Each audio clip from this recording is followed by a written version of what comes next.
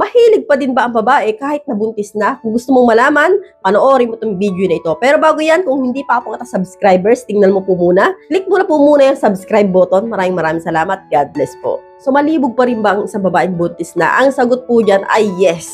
No, yes na yes. No, kasi po, naramdaman ko rin po yan, no.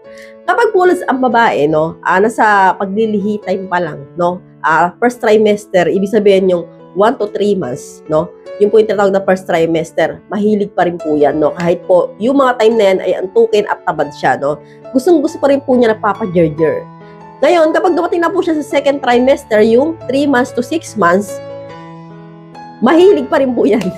Nagpapagerger pa rin po yan, Lods, no. Ang pinakamahirap lang dun sa babae yung third trimester, yung 7 to 9 months, no?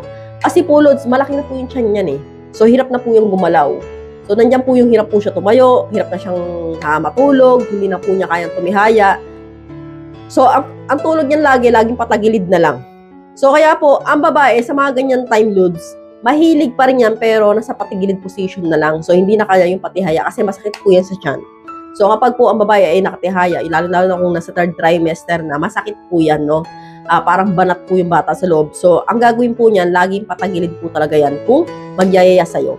Papayag po yan, Lods, no? Patagilid na lang. So, mahilig pa rin po ang mga babae sa mga ganyan time. So, sabi nga po nila, mas mahilig pa nga daw pag naglilihi. So, doon po mas mael ang isang babae. So, I agree naman po doon dahil po, nararanasan ko rin po yan nung ako po ay buntis din. So, kaya, Lods, ang babae mahilig pa rin yan. Depende na lang kung marami din naramdam sa katawan kasi po kapag buntis, Lods, no? Kakaiba po talaga yung katawan namin. Maraming masakit.